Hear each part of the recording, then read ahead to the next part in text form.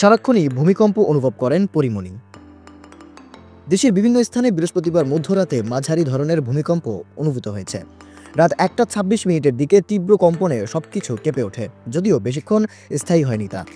ভূমিকম্প মধ্যরাতে হওয়ায় তখন প্রায় সবাই ঘুমেছিলেন, কেউ কেউ আবার জেগেছিলেন। এ কারণে কেউ ভূমিকম্প বুঝতে পেরেছেন, আবার কেউ কেউ বুঝতে পারেননি। তবে যারা বুঝতে পেরেছেন তারা ভূমিকম্পের সময় নড়েচড়ে বসেছেন।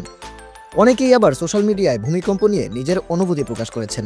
এ থেকে বাদ যাননি শোবিজ তারকাও। ভূমিকম্পের পরই এ নিয়ে ফেসবুকে একটি পোস্ট দিয়েছেন চিত্রনায়িকা পরীমণি। এই অভিনেত্রী লিখেছেন, আমার এমন ভার্টিগো যে ভূমিকম্প টের পাই না। আমার সারাক্ষণই এমন ভূমিকম্প অনুভব হয়।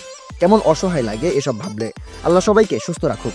এদিকে দীর্ঘদিন ধরেই ভার্টিগোর সমস্যায় ভুগছেন চিত্রনায়িকা পরীমণি। এই সমস্যা তার নতুন নয়। তার এই সমস্যার বিষয়টি নতুন করে পোস্টে উঠে আসায় দ্রুত সুস্থতা কামনা করছেন অভিনেত্রীর ভক্ত শুভাকাঙ্ক্ষী ও নেটিজেনরা। ভার্টিগো হচ্ছে মাথা ঘোরা বা আক্রান্ত ব্যক্তির চারপাশে পরিবেশ ঘুরছে এমন অনুভূতি হওয়া। এ কারণে মাঝে মধ্যেই তার চিকিৎসা নেওয়ার জন্য হাসপাতালে ছুটতে হয় এই অভিনেত্রীর। শাহরিয়ার শুভ, নিউজ ডেস্ক, জনসংবাদ।